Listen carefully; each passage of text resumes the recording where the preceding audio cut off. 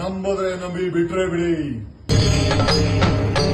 ಇದೆ, ಇಲ್ಲೊಂದು ಸಮಸ್ಯೆ ಖಂಡಿತ ಇದೆ.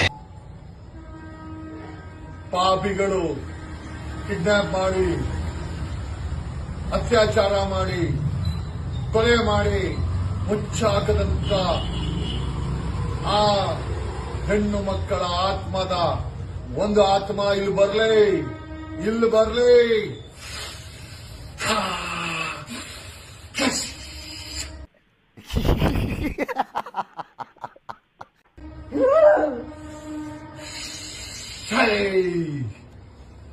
ಯಾಕಮ್ಮ, ಯಾರಿದು?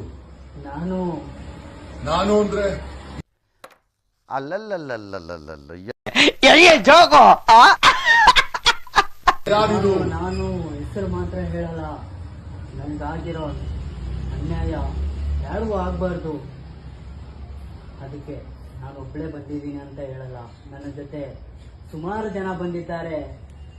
ನಾನು ನನ್ನ ಹೆಸರು ಮಾತ್ರ ಯಾವುದೇ ಕಾರಣಕ್ಕೂ ಹೇಳಲ್ಲ. ಏನು ಅರ್ಥವೇ ಆಗ್ತಿಲ್ವೇ ಈ ಕೇಸು? ಎಳೆ ಮಗು ಆಗಿದ್ದಿದ್ರೆ ಓಕೆ, ಏನಿದು? ನಿನ್ ಜೊತೆ ಅತ್ಯಾಚಾರ ಆಯ್ತಾ?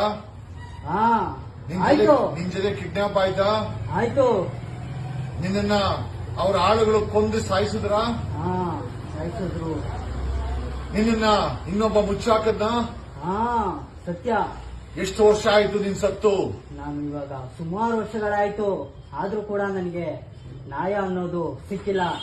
ನೀನು ಒಂದೇ ಆತ್ಮ ಇದೆಯಾ, ಅಥವಾ ಅಲ್ಲಿ ಇನ್ನೂ ಹೆಚ್ಚಿನ ಆತ್ಮಗಳು ಇದೇ ರೀತಿ ಕೊಲೆಯಾಗಿ ಅತ್ಯಾಚಾರ ಆಗಿ ಸತ್ತು ಅಲ್ಲೇ ಸುತ್ತಾಡ್ತಾ ಇದಾರ? ನಾನ್ ಸತ್ತೋಯ್ತೀನಿ ಕಣಣ್ಣ, ಅಣ್ಣ ನನ್ನ ಕೈಲಾಯ್ತಾ ಇಲ್ಲ. ನಾನಂತ ಅಲ್ಲ, ಸುಮಾರು ಆತ್ಮಗಳಿದ್ದಾವೆ. ಎಷ್ಟು ಅಂದಾಜು?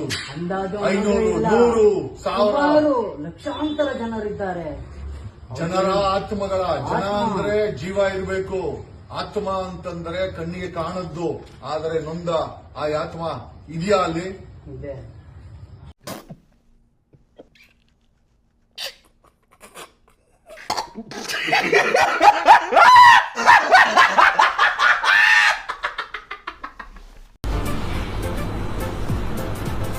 ಅಷ್ಟೇ.